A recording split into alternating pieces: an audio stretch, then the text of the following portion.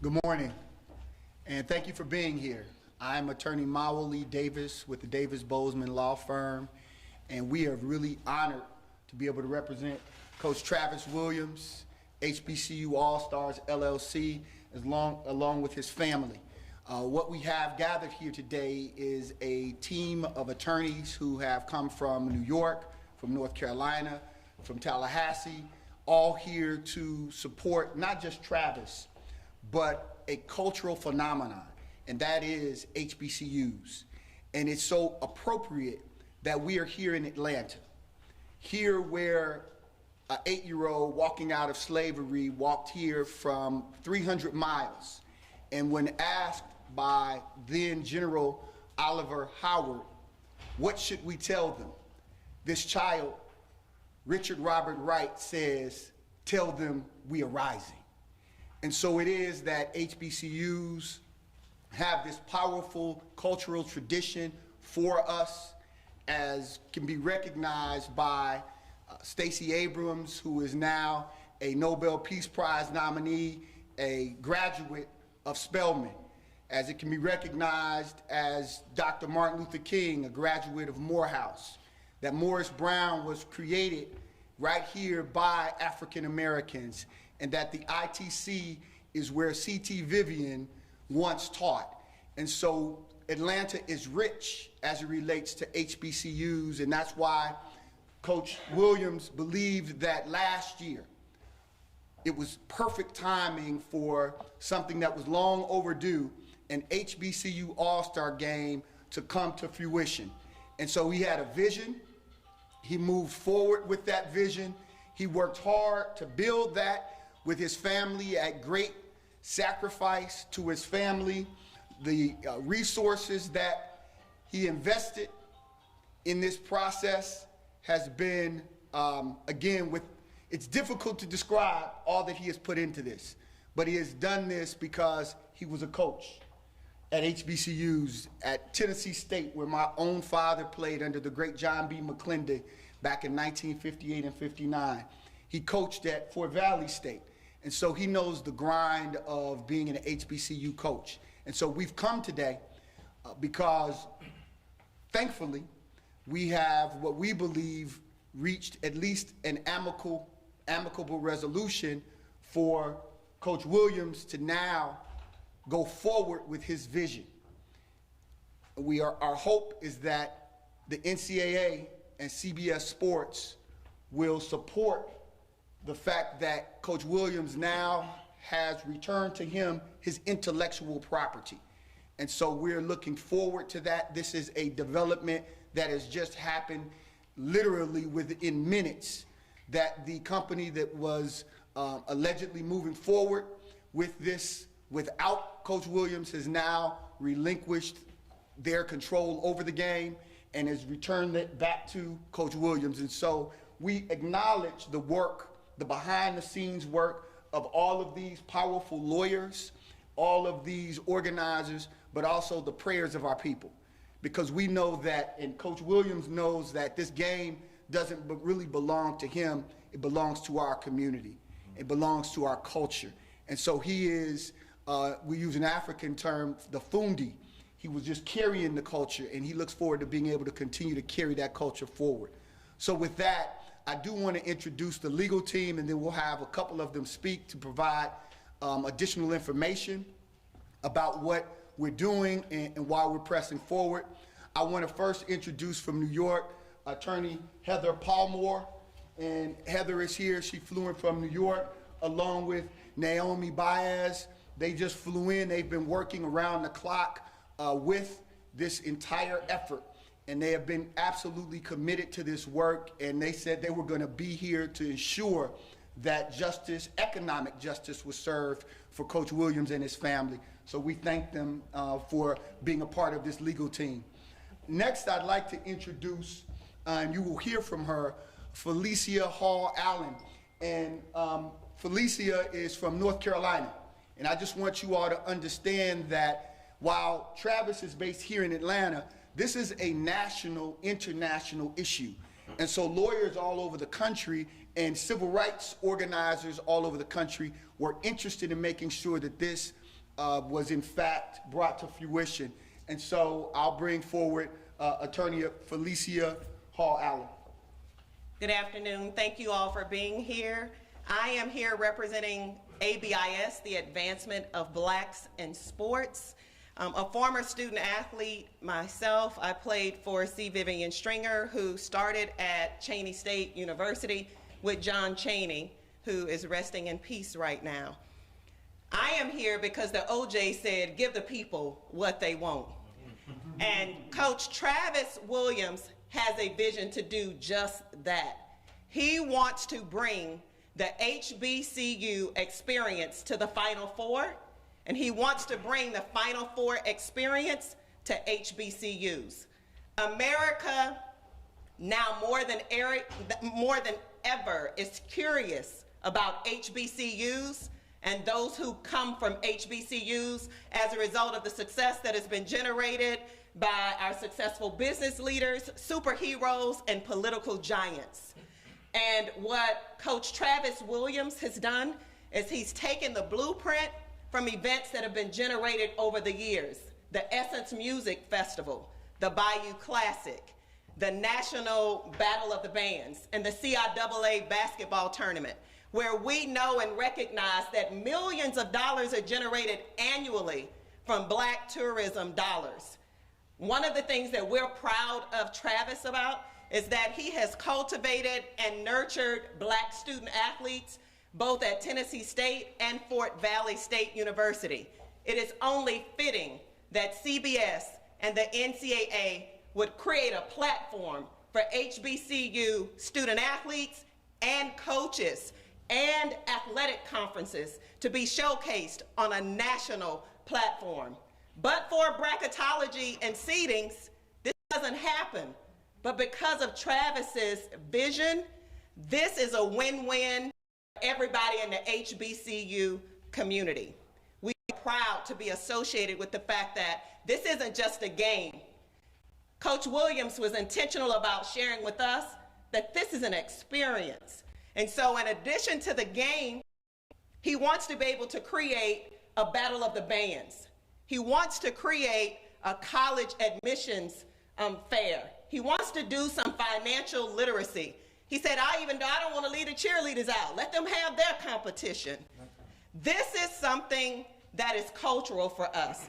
We Black cultural assets that not just graduates from HBCUs can be proud of, but everybody in the Black community. CBS, great job with diversifying the Super Bowl. Now let's see what we can do to diversify the NCAA Final Four experience on and off the court. Thank you. Thank you. Thank you. At this time, I'd like to introduce, can you say and spell your name, Felicia? I'm so sorry. My name is Felicia Hall Allen, F-E-L-I-C-I-A, Hall, H-A-L-L, Allen, A-L-L-E-N, no hyphens, with ABIS, the Advancement of Blacks in Sports. All right. Next, we has over the recent years become with fighting for justice in our community. A brother who has traveled all over the world, all over the country, fighting in the interest of Black people and fighting for justice. So he drove in this morning, but has been a part of this effort since we really put the legal in making sure that we are in the position now for Travis to have his intellectual property returned to him and be able to with this game. And so I'll introduce Brother Ben Crump. Thank you so much, Maoli Davis, for your great leadership in this effort. Care for us. Oh, no. But everybody behind you, we all have our passes. Okay. That's my president, C.K. Hoffman. Attorney Ben Crump, B-E-N, Crump, C as in Charlie, R-U-M-P as in Paul. We haven't had to do that lately. I haven't had to do it lately. So I first want to say thank you to Attorney Maoli Davis, a great lawyer, a man who's been in the trenches, not only in Atlanta, but all over the country, doing the work necessary to uplift our culture, like with what we are discussing today with Travis Williams. But before I get to that, I just want to say how honored I am to work with these great lawyers and advancing blacks in sports. That is Felicia Allen and Heather Paramore. We have a great organization where we are trying to make sure that not only black athletes are recognized on the courts, but they're also recognized beyond the court, beyond the football field. And that's very important to what we are talking about today with Travis Williams and this crisis that was averted. I'm honored to be with my great leader, Charles Steele, my president, C.K. Hoffler, who is the most able president of the National Bar Association, the largest association of lawyers and judges of color in America and beyond. So we thank you for your presence, the Black Man's Lab, National Urban League, everybody coming together to deal with what was a crisis. And Terrence Williams had the vision to call Maoli and us to say, help me with this crisis. And I keep saying a crisis because I remember John Kennedy talking about when you think about a crisis, Dr. Steele, the Chinese say it can mean danger or it can mean opportunity. And we are excited to announce that we turned the crisis into an opportunity for Travis Williams and the historically black colleges and universities all over America. So we celebrate you, Travis. We celebrate this moment. I mean, this was an incredible moment that as Felicia Hall Allen and Maoli Davis, all of us, Heather Palmer, were feverishly working to see what positive resolution we could come before you with, since we know what we said in the headline, that this black coach alleges that his intellectual property, his concept, his ideas that he thought of on the sidelines at Tennessee State and Fort Valley, saying, why don't our schools get the opportunity to be showcased during the NCAA March Madness? Why don't our athletes at the historically black colleges get an opportunity to be seen on the highest venues in America? That was his vision. That was his dream. And he was doing it in many ways because our children too should be celebrated and acknowledged for their greatness that they bring, not just because they go to a predominantly white institution, but also when they go to historically black colleges and universities, because we know what HBCUs can produce. When we think about, you know, our Vice President Kamala Harris, when we think about, you know, the Martin Luther Kings, the Stacey Abrams right here from Georgia. And so it was the young lady who has been introduced as head of diversity, equity, and inclusion for CBS. That is Ndidi Massey, who we talked about the opportunities not just for Travis Williams and the historically black colleges and universities, but it's an opportunity for CBS. That's right. For CBS to follow in the success of the most diverse Super Bowl that the world has ever seen, to continue to be a leader in diversity, equity, and inclusion by welcoming Travis Williams and the HBC All-Stars LLC to do business on the highest level, to not only give this black business an opportunity, but to be an example for how you can do businesses more equitable with everybody. As Reverend Jesse Jackson say, you know, CK, I've heard him say this all the time. They said they didn't want to let blacks come and play in Major League Baseball because they said it would bring down the quality of the game. Jesse Jackson says, man, we didn't know how good baseball could be until we let everybody play. We don't know how good the March Madness could be, the Final Four could be, until we let the HBCUs be highlighted on the national level, like the Celebration Bowl, like the Bayou Classic, like so many things that when they got an opportunity to see us at our best, they said, man, we should have did this a long time ago. So, Travis, this is an idea whose time has come, thanks to you. You know, Miley Davis, Victor Hugo said, nothing can stop an idea whose time has come. And Travis Williams, your idea, your vision, your concept, your intellectual property, the time has come. Yes. The time has come. Yes. Yes. Okay. We also want to be able to acknowledge, and I'm really excited that Ben did such an exceptional job of talking about the time coming. I think that the time is right for the president who's sitting in that chair at the NCAA, Mark Emmert, who's an exceptional leader, and recently hired Derek Gregg to also be responsible for diversity, equity, and inclusion. And because we're creating all of these new positions, it's only fair that we create a new event to showcase historically black colleges and universities, our athletes, and our coaches. And Travis, I agree, the time is right. Well done.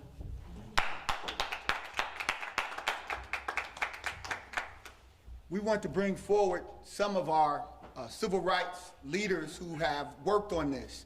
And we're clear that Dr. King and that generation of leaders also talked about economic justice. And so we're here as a part of this call is economic justice, that it has to be more than painting logos on the floor and slogans on floors and putting names on the backs of jerseys, but there has to be a road for black-owned businesses to engage in a sports industry, which we are primarily out there running the football, shooting the basketball, and people make billions off of our young people. And so we have to be clear about that we are owed our share of that market, and this is a way forward. And so I'd like to bring up one of our leaders from the organization that Martin Luther King himself co-founded. It has been in existence since his founding, and it continues to hold that legacy of resiliency and radical change for America. And I'd like to bring up our good friend, Brother Charles Steele Jr. from the SCLC, the International President. Thank you so much, Attorney Davis, my good friend. I'm not going to be for 3.5 minutes. I did get the memo, 2 minutes. Charles, we know who you are. Tell us who you are. President and CEO of the Southern Christian Leadership Conference, SCLC. My good friend, Attorney Ben Crump, got me started in terms of Victor Hugo. Victor Hugo also said, there's more misery among the poor than there is humanity among the rich. We want to be included in the economic process of what's going on. The greatest conspiracy in the attack upon poor people and everyday folks in society is a conspiracy of silence. And we're not going to be silenced anymore. And I had to change my speech this morning because I was looking to fire it up, ain't gonna take it no more, let's march. But I'm here to say, in case you don't, Coach, in case you don't, we will come back to that traditional civil rights aspect that got us our freedom. And I would just like to say that Dr. King also said that silence in the face of evil is evil itself. And I thank you for the opportunity of working with you in this committee, this group, and all of God's children. And we're going to change this nation and ultimately the world, because we are the Southern Christian Leadership Conference with other civil rights organizations. And we're here to do the right thing. It's all about, and I'm closing, it's all about right versus wrong. Yes, sir. That's what it's about. Yes, Ain't sir. about no politics. And it's about right versus wrong. Politics has never freed the oppressed. Hello, somebody. The oppressed must free politics. God bless you.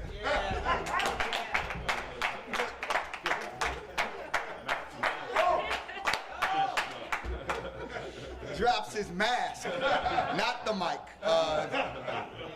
But he means business. We've had a chance to march together many times. So, you know, he's not talking about it. He's been about it. So we're very grateful.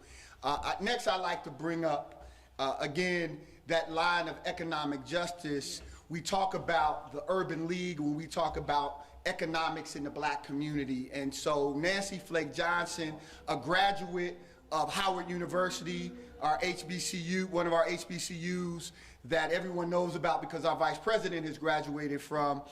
We want to bring up Nancy from the Atlanta, CEO of the Atlanta Urban League. Thank you. Thank you. Thank you all. Congratulations, Coach Williams. And I really want to just echo the fact and really expand our conversation.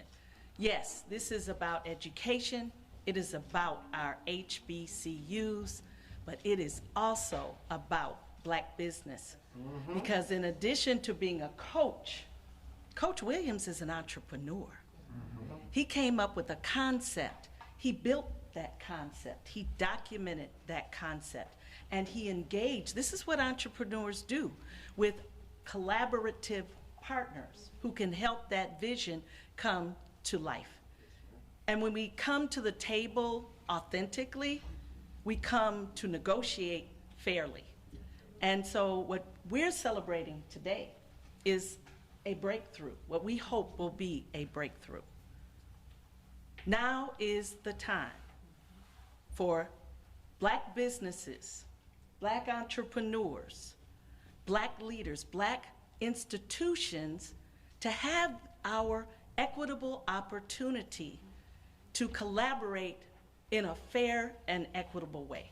History has tons of examples where black innovators and people who are trailblazers have their ideas, concept, entities, business entities stolen by majority institutions, by people. That day, we want to say, well, is over. And this really gives CBS Sports, NCAA, the opportunity to take this to a new level, a level of equitable, doing business the right way. But what we also need to do is make sure that that weekend, in addition to being about showcasing black athletic talent and showcasing all the benefits that HBCUs bring to the table when the dollars flow, we need to ensure that black businesses participate in all levels of that operation. We do that equitably. That creates jobs. That builds our communities. That establishes a new way of doing business in America. So this is an opportunity for NCAA and CBS Sports to lead the way. There are other corporations that have done this. More need to do it. And so here in Atlanta, we're going to show the way. And so Urban League is here to support you from a business perspective. And all entrepreneurs that have ideas and passions and purpose, we want to support you any way we can as we collaborate with everyone in this room. Thank you so much. Thank you. Coach Williams not only had a vision around HBCU All-Stars, he also had a vision around Coaches for Change. When we had all of the uprisings throughout the summer, Coach Williams and his family organized marches and were a part of marches and part of gatherings to have real solid communication with our athletes and to talk with our athletes about their power and we saw athletes, NBA, NFL, NCAA athletes marching, WNBA, marching all over, and the sisters led us, marching and participating, and we had the good fortune to be able to support Coach William and Coaches for Change, and one of the organizations that was a part of that support was Black Man Lab, and I bring up Martin Monaghan, and he will definitely have to spell his last name for you, from the Black Man Lab. Hello, everybody. So that's Marty Monaghan, and it's Moneghain. First name Marty, M-A-R. Well, party with an M. First and foremost, we are excited that this is turning the way that we wanted it to go. In terms of our brother Travis Williams, who has been a huge support with Black Man Lab, in terms of supporting our young folks. He has been there for us, and we likewise have been there for him as he's gone through this journey of getting this project put in place. So often we see our talent, our ideas, our creations, our innovations be appropriated from our communities. And we were on the verge of seeing that with this, but fortunately, right found a way. In today's world, so often, I think somebody mentioned it earlier, we see that right gets looked away from, for people's own personal interests. 9 times out of 10, it's something to do with economics. But what Travis's vision was not just about economics. It's about building community. It's about us having the understanding of the greatness that we are as Black people.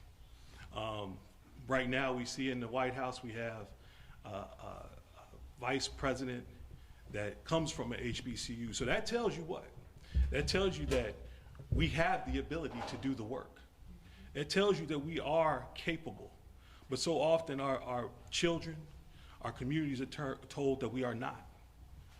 But we know that is not the case, because we see greatness within us all the time. And what his project was and is to put that into place, to put that vision in place, so that everybody can come to understand the greatness of what's in our HBCUs, and then that has a trickle-down effect to our communities. And if our communities believe in it, then the world is better for it, right? The world will be better if our communities are better. I've seen the work that Travis has been doing to put this together.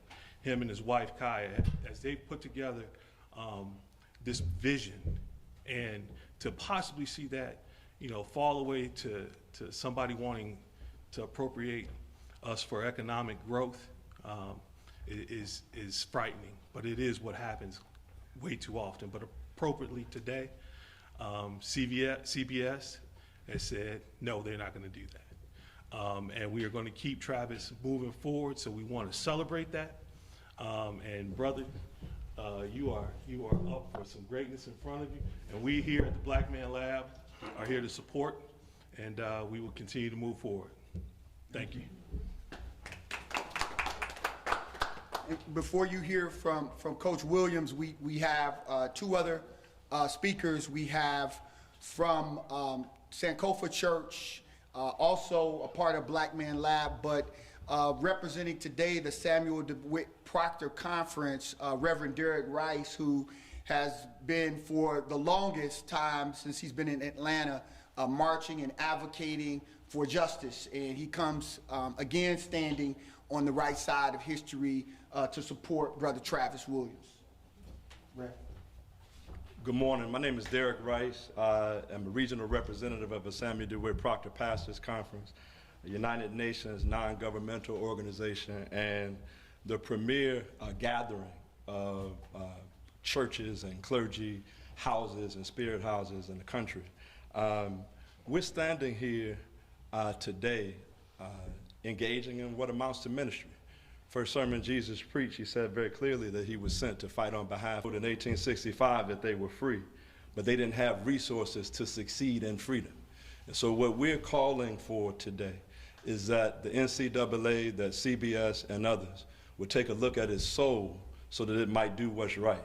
We believe that this brother should have a contractual agreement that has teeth, that allows him to succeed in freedom. It ain't enough to just say we changed our minds and we're sorry.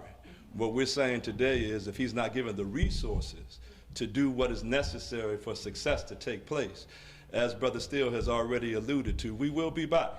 God bless you.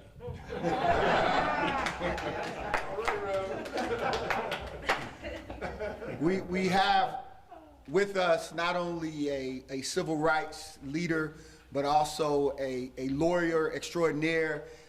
This sister is so bad, she's representing 2 organizations. She is our bar president for the National Bar Association, as well as the chairman for the board of Rainbow Push.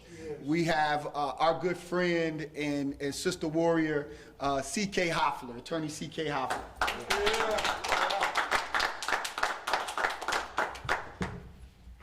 So when you tell a trial lawyer that you have 2.5 minutes to make points on such a great issue with 6 microphones, it's challenging. To Mowley Davis, my brother Mowley Davis, who is always fighting the fight. To bend, and we just have to applaud Mowley Davis. We gotta call it like we see it. My National Bar Association member, too, our past president of the National Bar, there is not enough time for me to speak about the greatness of Ben Crump. Come on. But all I want you to know, Coach Williams, is that your legal team is smoking. These extraordinary women that I see here came from New York, trailblazing. We thank you for representing. To an athlete who has blazed a trail for all of us, we thank you. We are really here today because the Urban League, SCLC, and other organizations felt. We got our minister, he was preaching, he said, God bless you at the end if y'all don't do the right thing. If you don't do the right thing. We're here, honestly, because of Tegan, Travis, that's TJ Jr., and Kaya. We're here because of these children. Because if you don't fight for something, you'll stand for anything. And that's not acceptable. So I just want to say briefly on behalf of the 66,000 African American lawyers of color that I represent at the National Bar Association, I wanted to say to Coach Williams that we got your back. On behalf of Reverend Jesse Jackson, who couldn't be here today because he has a medical issue right now, but he wanted me to say to you, Coach Williams, don't you worry. Rainbow Push has your back, because what you all may not realize is in the 1970s, Reverend Jackson negotiated a labor agreement for the Harlem Globetrotters. They had no benefits, they had nothing other than the ability to play and dazzle, but couldn't afford to eat.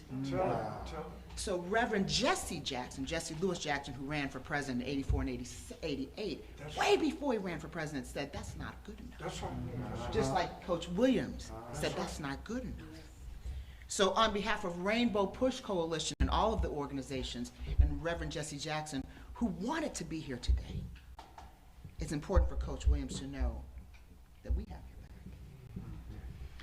But I have 2 other positions as I wrap up that I am here on behalf of, and that's because I'm a mother of 2 boys, a 16 and 18-year-old, who are over 6'3", over 200 pounds, and who are being heavily recruited. Heavily recruited. So those children, Coach Williams, that you protect, that you advocate for, are my children. Literally my children. Literally my 2 boys. And there is nothing that a mother won't do for her children. And I say that because it's personal. We have in the White House a graduate, a proud graduate of an HBCU. Not that we just have it, a proud graduate. And that's what this is about. You know, we stand on the shoulders at the National Bar of the great Justice Thurgood Marshall, Constance Baker Motley. How about Ben Crump, Willie Gary, Johnny Cochran? I can list all of them because we stand on their shoulders. They have made changes. Mowley Davis. These lawyers, they've made changes in this country. So this fight is not going anywhere, because this is a time for accountability. I know that there's been progress today, and I'm so happy. I really am. But you see, I've been around a long time and have actually litigated intellectual property issues. And I know about that. Because I worked and was one of the law partners with Willie Gary. We litigated for a long time on intellectual property issues. And one thing I know is that you must always, at every step, hold people's feet to the fire. You can't just say you're going to do something. You must do it. Yes, ma'am. So I'm going to close with a Portuguese expression that summarizes exactly where we are today. And you know, it's important to go across the ocean. Because when Portuguese colonial countries in Africa were seeking their decolonization to be free, much like Coach Williams is asking to be free. There was an expression that they used, which was "A luta continua. Vitória é certa." And what does that mean? Vitória é certa. And what does that mean? The victory is certain. All right.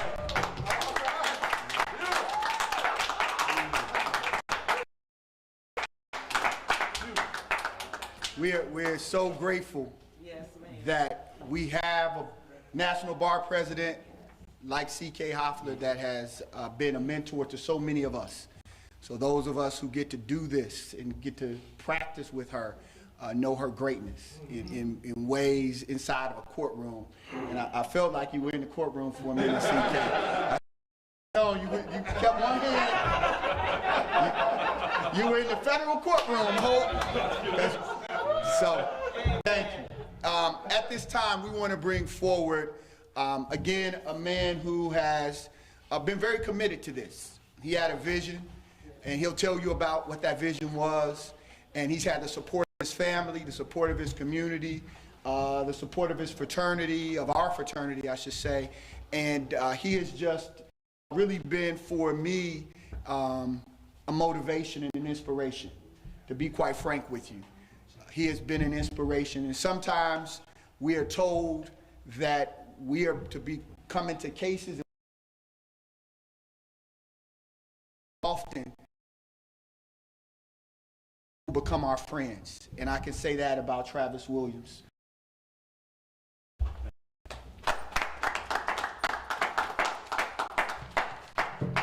Wow. Wow. Thank you, God. Thank you, God.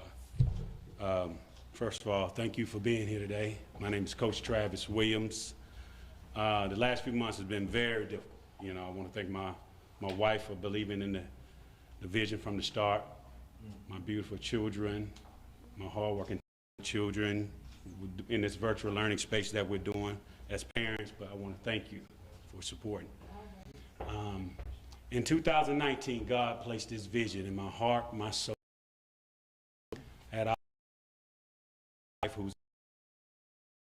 it, and I share this, and as many of you know, being a coach's wife, you go through the ups, you go through the downs, you go through the grind, and so she's been there every step of the way. And when I shared it with her, and I thank you.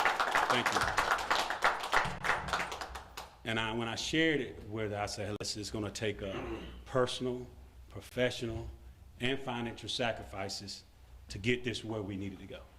And during that time, she's like, go to bed 3 or 4 o'clock in the morning, putting everything in place. So she understands the grind, the time, the commitment, the sweat equity that I put in to get it to this point. And so to have vision, you know, a few weeks out being canceled by the pandemic was tough, you know. We had to do it for our very deserving, hardworking, talent, and ambitious student athlete, and our brilliant coaches across the country that don't get to know and sacrifice, you know, and experience. As a coach, uniforms. I had to switch floors. I had to. So I know what every HBCU coach is going through now. A bit of that. And so to get this opportunity to have the first ever HBCU All-Star game showcased during the college basketball biggest weekend, Final Four, has never been done in the history of the game. And to be able to present this, have this opportunity for our HBCUs, unbelievable, historic, the magnitude of this game. And not only that, to provide a showcase where we know our HBCUs don't get the exposure. We don't get the scouts and agents coming in and some of our kids. You know, we know we get the back end of some of these television deals, et cetera, to have our games viewed. We understand the dynamic of that.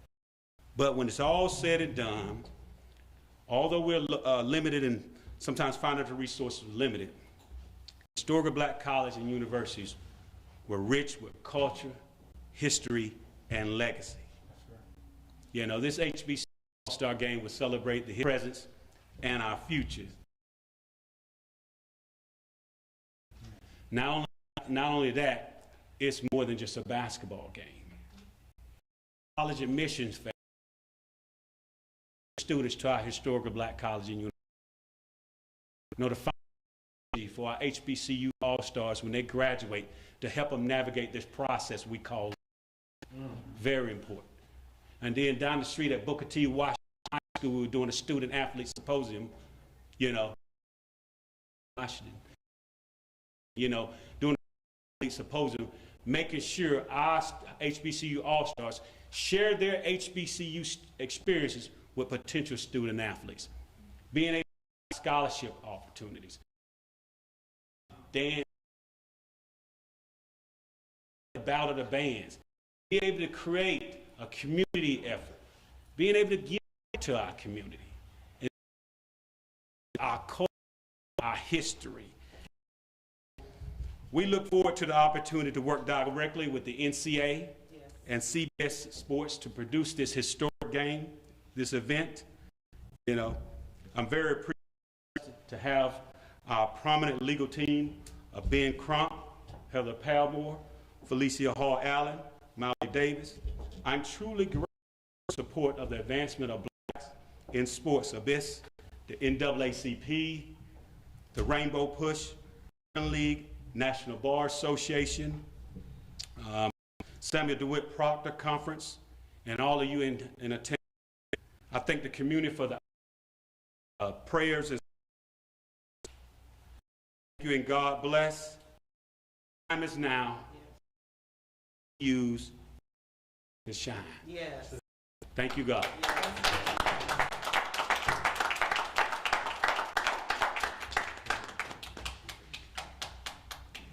At this time, we'll take any questions you may have, the legal team, or of any of our organizations that are here supporting Coach Williams and this vision. We are we're very grateful that this team of lawyers and this team of community organizers and thought it not robbery to be here today, to stand with this family and to be a part of this. So we'll take any questions you may have. Coach Williams, I'm Kristen Hawley with Channel 2. Can you just kind of explain your role moving forward? I know you said you guys have just relinquished control, or we have control, and when can we how soon can we All-Star game at the Final Four? Right now, we have literally working now with CBS, with NCAA fruition, so we're still in talks and negotiations, but what has happened is that the path has been cleared for Coach Williams to, again, regain control over his intellectual property, which is the game, the concept, and everything that comes with it. Ben? Yeah, and I know Felicia Hall Allen may espouse on this, but you know, that's really a question for CBS and the NCAA. Are they going to do business with this black man and this black-owned business? Because he is just as talented, just as qualified to present an excellent product for their viewing equity and inclusion. We talk about it. This is an opportunity for us to see it. I would also like to add to what Ben has shared is that Gary Charles, the founder of the Advancement of Blacks in Sports, has been intentional about saying that we want to do business with the NCAA and conferences is footprint. This is an opportunity to say that this game will happen because we believe that the college commissioners for the SIAC, the MEAC, the CIAA, and the SWAC see it happen. The NCAA typically plans out 18 months in advance before something actually hits their schedule. They figured out that when Travis presented this concept, this was something that they wanted to make happen, and thus they introduced him to one of their external partners to see if they can fast track it. When we said that America is curious about HBCUs, we meant it. And now we are hopeful. We know that we're living in a pandemic and there are all sort of contingency plans being put in place. So we don't know the time of the hour, but we know that it will. Travis, can you talk to us about when you came up with the concept and when you presented it and when it was kind of stolen from you and how that process came about?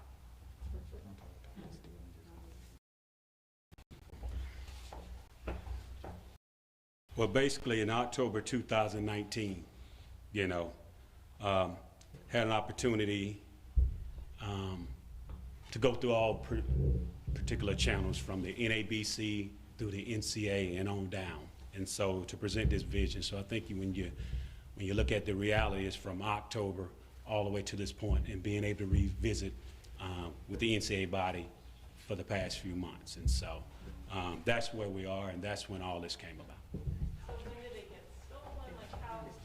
So we want to, again, it's our hope that we're able to move forward, and while we are optimistic that is not completely resolved, and so we have to constrain Coach Williams from talking any further about the details of the relationship that he had with the NCAA's external partner who he was working with. At this time, they have made it clear that they will relinquish and are relinquishing any control over the game to Travis for him to press forward and build those relationships and move forward. And that's why it's very important that CBS and the NCAA embrace him in the ways that they have embraced other companies, as Attorney Crump has said, and that's important. In order for this to be a success, these mega multi-billion-dollar corporations have to say, yes, we acknowledge that we're prepared to do business with this African-American owned business based out of Atlanta. We're hopeful that they will. So did the NCAA say that they weren't going to do business with him and going in a different direction? Or? No, they have not. The NCAA has not said that they're not going to do business, but we have not had an affirmative response, and currently there is no deal in place for the game. It is only that he has, again, regained control of the game and the intellectual property that he envisioned many, over a year and a half, almost 2 years ago. And the only thing I would add to Attorney Davis, because C.K. Hoffler mentored me well, we want completely not address your question.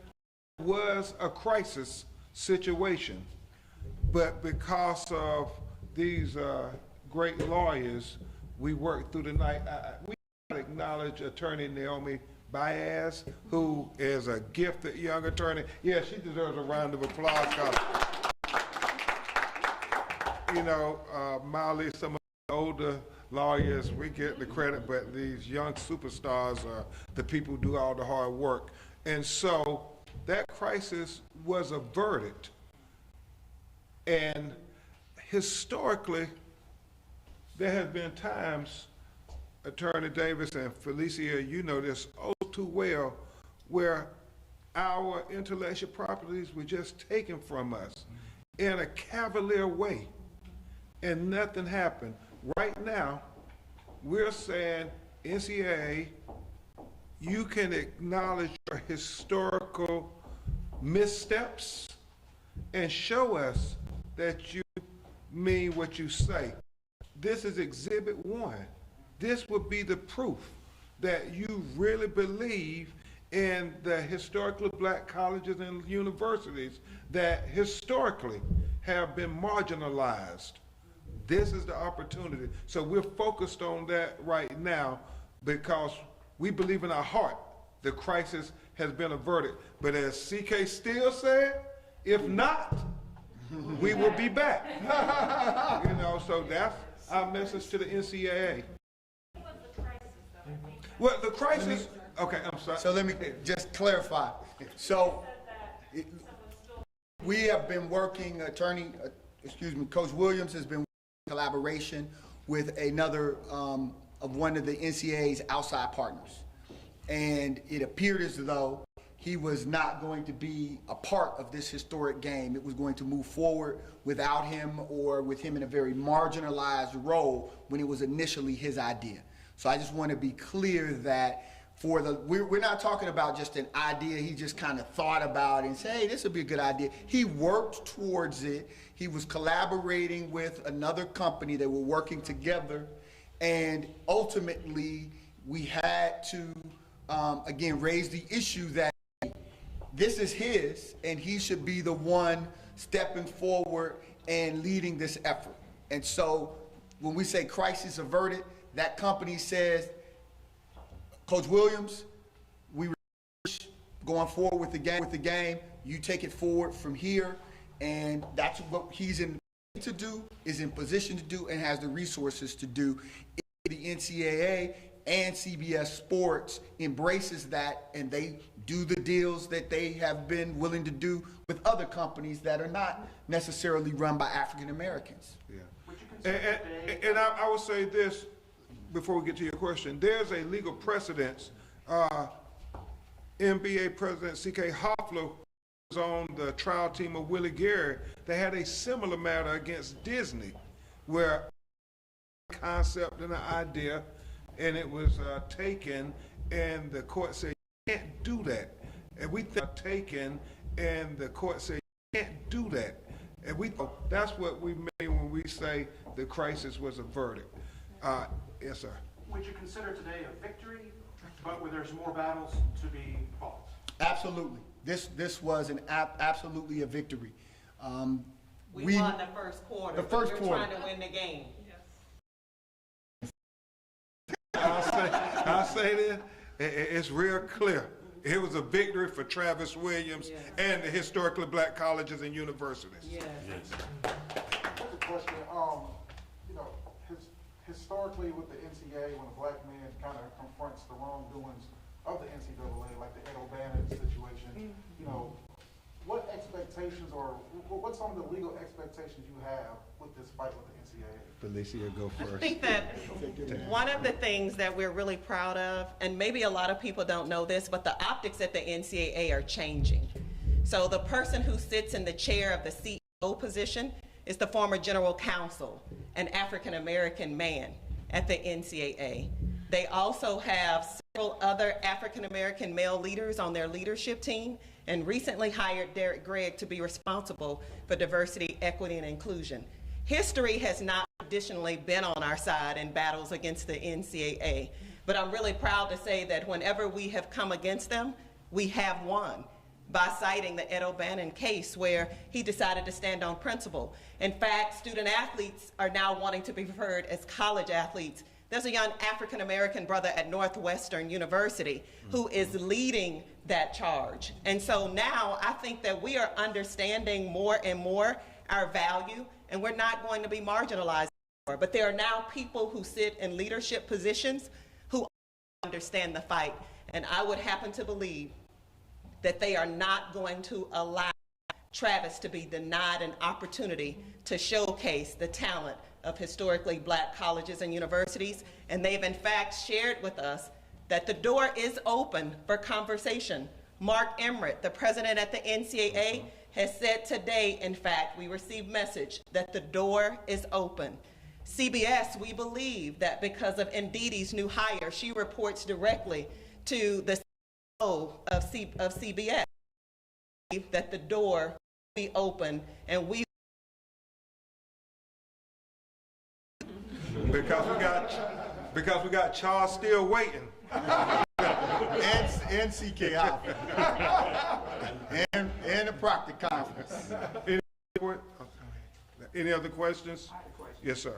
As it relates to production, so your intellectual property is a great thing, but are they allowing you the opportunity to use perhaps a minority-owned production company to help produce your intellectual? You know, I will say that Felicia Hall Allen, Molly Davis, and I did have an opportunity to talk to the head of diversity, equity, and inclusion, MDD Massey, and she affirmed to us that none of CBS is open to working with black-owned companies and black-owned businesses and black-owned production teams.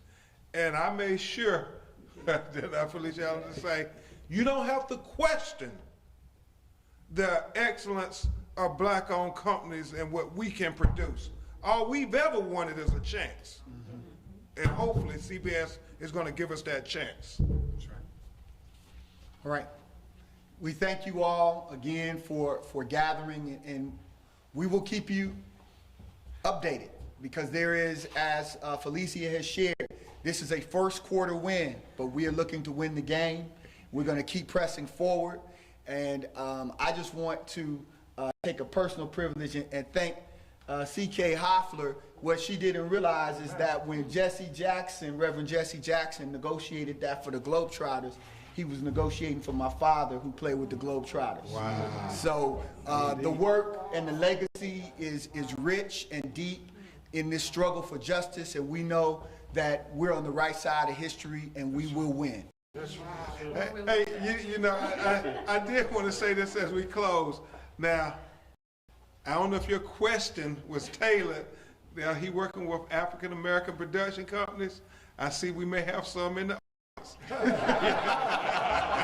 Yeah, I get to know Brother Williams. All right, thank you all. All right, good afternoon.